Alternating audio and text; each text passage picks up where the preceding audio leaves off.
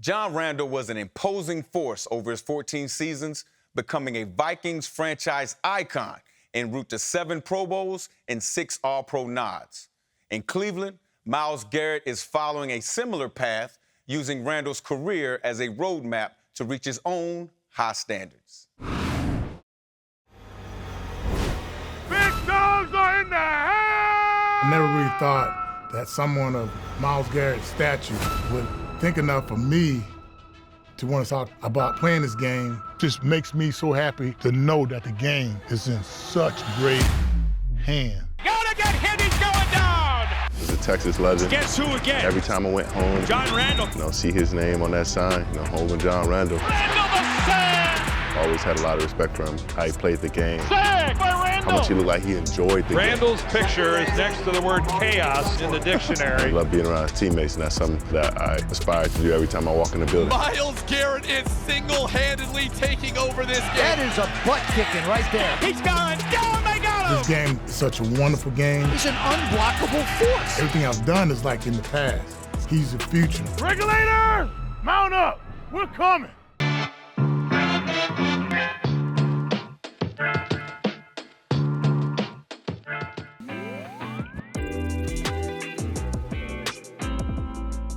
Myles, I gotta ask you a question, dude. Yes, sir.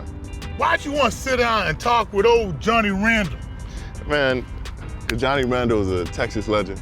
Always heard stories from my dad as I was growing up. It was like we were driving back from college one time. I was like, man, I didn't know it was the home of John Randle. Like, cause I had seen it, but like, it was like the first time me seeing it being like a pass rusher. I had just seen it as a kid. And he was like, man, John Randle was a bad boy. Get him out!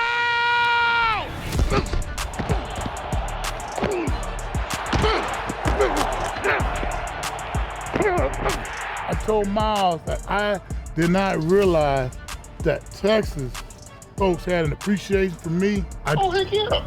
I did not know that. I did not. I am deeply, deeply so appreciative to know this. Thank you, thank you, thank you. No, you are welcome. You are a legend in Texas, man. I mean, you are a fan boy. I'm honored. I'm truly honored. I'm almost about to cry here because I did not realize that. You make us proud, man. You do. Well, I tell you what, man, you were making me proud. You were like, to me, the modern day Bruce Smith or Reggie White. Myles Garrett lays him down. That's one of the best rushes you will ever see. Man, when you were out there and he was doing this, he about to take him to the hole. He like Iverson on him, baby. Take him to the rack. Take him to the road. Then you went up there and went around him going, bro, that's what I should have been playing with like that. Playing with him. Look at it.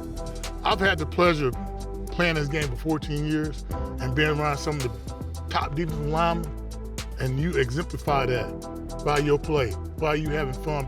How did you keep the game fun, doing what you did? We knew you were great, but being great doesn't equal having fun. How did you keep it fun for you? Oh my God. So I kept a picture of the house I grew up in my locker, because I was a free agent and I walked on the National Football League. So every day in practice, I went out there and I let those offensive linemen, everybody knew what I was bringing to that field. And every day, I challenged myself to go out there and let them know where I was from. And defensive tackle, number 93, John Randle. I went from town to town to prove to people that you made a mistake by not drafting me and not believing in me, because it's one thing to play the game, but it's another thing to go out there and have fun, because I was taught a long time ago, if you take your job and make it a hobby, you will never work another day in your life. The last time I checked, Big Dog is in the house! Man, you should hang out. We should go fishing together. Night Rider! Rock and roll, baby, rock and roll! It is a great game, dude. And watching you play it, I'm telling you, man, you bring me back to my youth. You make me miss playing the game. One bad gunslinger to another. We're gonna keep on firing. Keep it doing, bro. Keep representing. All right, baby. Enough talking. Let's go break down some film. Yeah, let's go do this. I'm excited about this. I'm excited. Let's go. Come on, watch some film. Let's go. Ah! After you, sir. Ooh, look at here. Well, sit down, sit down.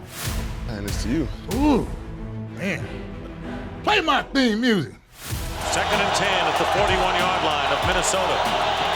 Dilfer with a pump fake as it's slapped away by Randle, and it's recovered by Randle for the Vikings. Now here, this is one of my favorite plays back in the day, long time ago.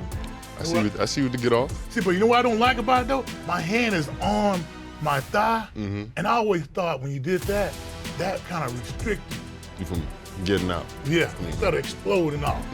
Little baby rip. Hey, baby rip be working, especially when you get that turn into it.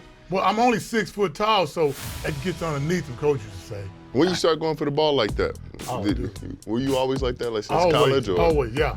That's what I worked on actually in college. Because we was down in South Texas. Man, I just started getting to the quarterback, get sacked, but also get that fumble recovery because back then, I think they would give out like another pair of shoes or something. Oh, you were trying to stack them shoes. So we didn't really make it a point of emphasis until like I got to the league. I would just go for the sack back in college, and then they were like, you get there, you might as well take the ball away. I was like, you right. Oh yeah, because there were incentives on fumble recoveries and stuff too. They had incentives back in there. They ain't got no incentives for us no more. Yeah, y'all different breeds now, man. Y'all world caliber athlete. I'm just country kid. Yeah, hell of a country kid. I try. Look how tight you are, man. How do you work on that? You just, ooh. I want to be as close as I can get it. I want to be an inch from the ball if I can cut it that close. And then that get off is immediate. One receiver left, 3 right, Burrow back, 3rd down and 10. He's gone down, they got him. Myles Garrett hooks in and gets him all the way back at the Cincinnati 45-yard line. Bruh. I thought I was going to have like 6 that game. He started off with you started one of the first play. You think you're going crazy. Yeah, you're like, I'm hot today, boy. Woo! They had been chipping me a couple of times during the same drive. Yeah. And so I knew it was coming, and I knew if I could get them on just slightly separate levels and get them on top of each other, I could spin and make them collide. As we say in the country, you know what we call that? A bang of beauty. A bang of beauty. Ooh, look at that. That wasn't Halloween. Hit a little thriller. Hit a little thriller. I remember this one. Hey, go back to the beginning on that one. We're under 4 minutes remaining in the game. 3rd down. 4 wide receivers. He's in trouble. John Randle, 3rd sack today by the Vikings. Oh, and this guy McIntyre, I said some things to him. God forgive me for saying those things. God closed his ears when we start strapping up on the football field. Red Rover, let them just come on over. I want your you can't do for yourself. Tall as a mother, weak as hell. But I saw the 1-2, took the jab step with the chop, the arm over, and then he started to turn his shoulder just a little bit. You got right into the spin. Dude, you can feel that hand, and we used to work it in practice and feel that arm. There you go. You're gonna feel that hand on you. As soon as he pushes that shoulder, his outside arm is gonna push. And when he pushes, I'm gonna give it to him. I'm gonna let you have it. Yep. And reverse on it. Just reverse it. What was the celly? The what? What was celebration? Dude, I always celebrate the sack, man. That would just let people know I am there. I am here.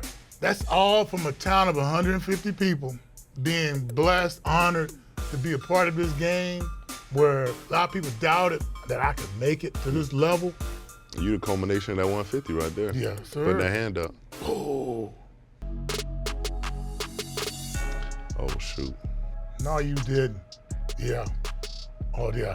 This one we've been talking about. Gay's gonna try it from 60. It's blocked. Ball loose. Fight for it. Denzel Ward picks it up. Ward running across the Indianapolis 30. Almost looks like he got me with that right foot. He almost took me out, and I just got that back leg over. My mother was talking to me because my mother used to be a hurdler, and so did my sister. She was like, I knew that hurdler gene was gonna kick in when you needed it. Right over the center. Man. He went Superman. No contact. I don't know what to say. I watched this, and I was just like, God all of a sudden said, you know what? Gonna make one a little different from the rest of them. I'm gonna put a little extra on them. And I've seen some great pass rushers, but this right here, it's like that infamy. So what kills me about that one is that, I'm thinking DW, me and him are going to the house, I'm lead blocking. And if he just cuts to the left, I'm a wall off the tight end. This is like Like you Achilles, gladiator. Look at you. It's coming. There's a storm coming, baby. So what'd you look at when you were getting the key on the snap? What'd you look at? I looked at that center's hand, and I could see when his arm got tight, the clenches.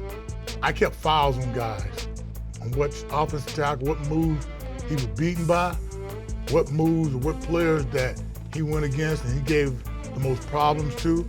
Some offensive linemen, because of the white guys, their hands turned red, they had too much weight on their hands, things of that nature. Looking at the splits, watching how he walked, how he looked at me. If he didn't look at me, if he looked at me. We're coming now, buddy. We on our horses. Get off. I would actually record the Monday night game and listen to it, a quarterback, to his cadence, trying to get really familiar with it. I'm talking about that. I probably have about 3 or 4 notebooks just full of different offensive linemen, thanks to Joe Thomas. Yeah. Joe taught me how to break down the offensive lineman, what to look out, what to expect, how to time him up, look at his feet, look at how high it's gonna set. So I break it down with our long snapper here and our center, as far as like them not trying to squeeze the ball so hard. Like, you looking at that? I was like, I see all your hand muscles and your forearm. You got to loosen up, because as soon as you decide, you make that decision, I'm gonna snap the ball, you start to, I got to get ready for a block. I got to tense up. I was like, that's when you let them know it's right here. And that's when they get a great jump on you. It's so great to hear you saying these same things that I can confirm. He thinks like me. It's a Texas thing.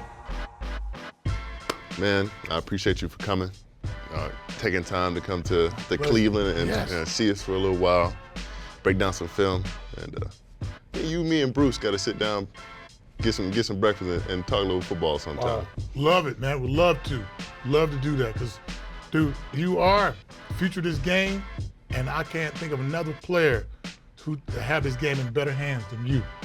Sir. Appreciate you, man. Appreciate you.